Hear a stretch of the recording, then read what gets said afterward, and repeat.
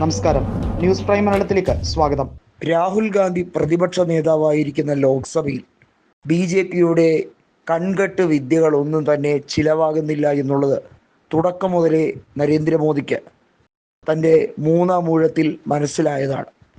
പല സംസ്ഥാനങ്ങളും തെരഞ്ഞെടുപ്പ് കമ്മീഷനെ ഉപയോഗിച്ചുകൊണ്ട് അട്ടിമറി നടത്തി അധികാരം പിടിച്ചെടുക്കുന്നു. ഏറ്റവും ഒടുവിൽ ബീഹാർ വരെ സ്വന്തമാക്കുന്നു.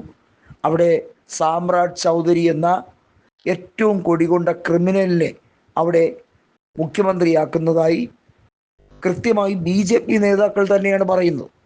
ഏറ്റവും ഒടുവിൽ ഇതാ വനിതാ സംവരണ ബില്ലുമായി ബന്ധപ്പെട്ട വിഷയത്തിൽ വെള്ളം ചേർത്ത് യഥാർത്ഥത്തിൽ BJP നടത്താനിരുന്ന വലിയ രീതിയിലുള്ള ജനാധിപത്യ ധ്വംസനം അത് പ്രതിപക്ഷം പൊളിച്ചെടുക്കുകയാണ്. അതായത് ഇവിടെ കൃത്യമായിട്ടുള്ള 2/3 ഭൂരിപക്ഷം നേടാൻ കഴിയില്ല എന്ന് BJPക്കാർക്ക് അറിയാം. 2/3 ഭൂരിപക്ഷം കിട്ടിയില്ലെങ്കിൽ അത് സ്ത്രീ വിരുദ്ധതയാണ് എന്ന് ചിത്രീകരിക്കാൻ പ്രതിപക്ഷത്തെ കൂടുതൽ ക്രൂശിച്ചു കളയാം എന്ന് വിചാരിക്കുന്നുണ്ടെങ്കിൽ ഈ രാജ്യത്തെ സ്ത്രീകൾ വളരെ വ്യക്തമായി പറയുന്നു, ഞങ്ങൾക്ക് സംവരണമോ ഞങ്ങൾക്ക് അടിച്ചമർത്തപ്പെടുന്നവരാണ് അബലരാണ് എന്നുള്ള രീതിയിലോ ഒന്നുമല്ല. ഞങ്ങൾക്ക് തുല്യമായ പ്രാതിനിധ്യം, അതാണ് ഞങ്ങൾക്ക് വേണ്ടത്. DMKയുടെ MP ആയ കനിമൊഴി അടക്കമുള്ളവർ വളരെ വ്യക്തമായി തന്നെ നെടുനീളം പ്രസംഗം പാർലമെൻറ്റിൽ അവതരിപ്പിച്ചതാണ് എന്നുള്ളത് നമ്മൾ മനസ്സിലാക്കേണ്ടതാണ്. നോക്കൂ, പ്രതിപക്ഷത്തുള്ള പല നേതാക്കൾ, അതിൽ സമാജ്വാദി പാർട്ടിയുടെ 27 വയസ്സായിട്ടുള്ള ഇഖ്ര അടക്കമുള്ള പല ഇപ്പോഴത്തെ MP-മാർ, ഏറ്റവും പ്രായം കുറഞ്ഞ വനിതാ MP-മാർ പ്രതികരിക്കുന്ന പ്രതിപക്ഷ പാർട്ടികളിൽ നിന്നാണ്. അതിനകത്ത് പ്രിയങ്ക ജാർക്കിഹോളി അടക്കമുള്ള കർണാടകയിൽ നിന്നുള്ള വനിതാ MP-യാണ്.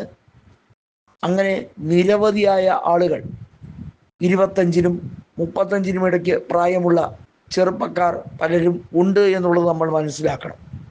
BJP നേതൃത്വം ഇവിടെ വനിതാ കാർഡ് കളിക്കാം, അതുവഴി പ്രതിപക്ഷത്തിനെ കൂടുതൽ വീറ്റാക്കി കളയാം. പ്രതിപക്ഷം ഇത് പാസ്സാക്കില്ല എന്നറിയാം, അതുകൊണ്ട് ഇത് അറിഞ്ഞുകൊണ്ട് തന്നെ ചെയ്തതാണ് എന്നൊക്കെ BJPയുടെ വാർ റൂം, BJPയുടെ സൈബർ പോരാളികൾ നെടുനീളെ എഴുതി വിടുന്നുണ്ട്. വാസ്തവത്തിൽ എന്താണ് സംഭവിച്ചത്? BJPയുടെ ഇത്തരത്തിലുള്ള ഗിമ്മിക്കുകളൊന്നും ചിലവാവുകയില്ല. അമിത്ഷായുടെ മുഖത്തു നോക്കി തന്നെ പ്രിയങ്ക ഗാന്ധി പറഞ്ഞൊരു ഡയലോഗുണ്ട്, രാഷ്ട്രീയ ചാണക്യൻ എന്നാണല്ലോ നിങ്ങളെ വിശേഷിപ്പിക്കുന്നത്. ആ യഥാർത്ഥ ചാണക്യൻ ജീവിച്ചിരുന്നെങ്കിൽ നിങ്ങളുടെ ഈ കുബുദ്ധിയുടെ മുമ്പിൽ ദക്ഷിണ വെച്ച് അനുഗ്രഹം വാങ്ങിച്ചനെ എന്നുള്ള രീതിയിൽ അമിത്ഷായെ വരെ ചിരിപ്പിക്കുന്ന, അതായത് അമിത്ഷായുടെ കൺകെട്ട് വിദ്യകളെല്ലാം പ്രിയങ്ക ഗാന്ധി പാർലമെൻറ്റിൽ വളരെ ലഘുവായ ഭാഷയിൽ പറഞ്ഞ് മനസ്സിലാക്കിച്ചു.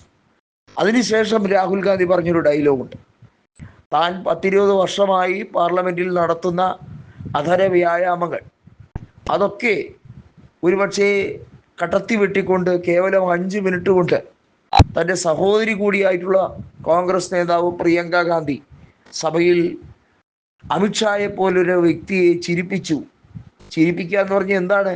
അമിത്ഷാ കാണിക്കുന്ന ഈ ജാലവിദ്യ അതെന്താണ് എന്നുള്ളത് സഭ്യമായ ഭാഷയിൽ പറഞ്ഞ് പ്രതിപക്ഷത്തിൻ്റെ ധർമ്മം നിറവേറ്റി എന്നുള്ളതായിരുന്നു രാഹുൽ ഗാന്ധി പറഞ്ഞത്.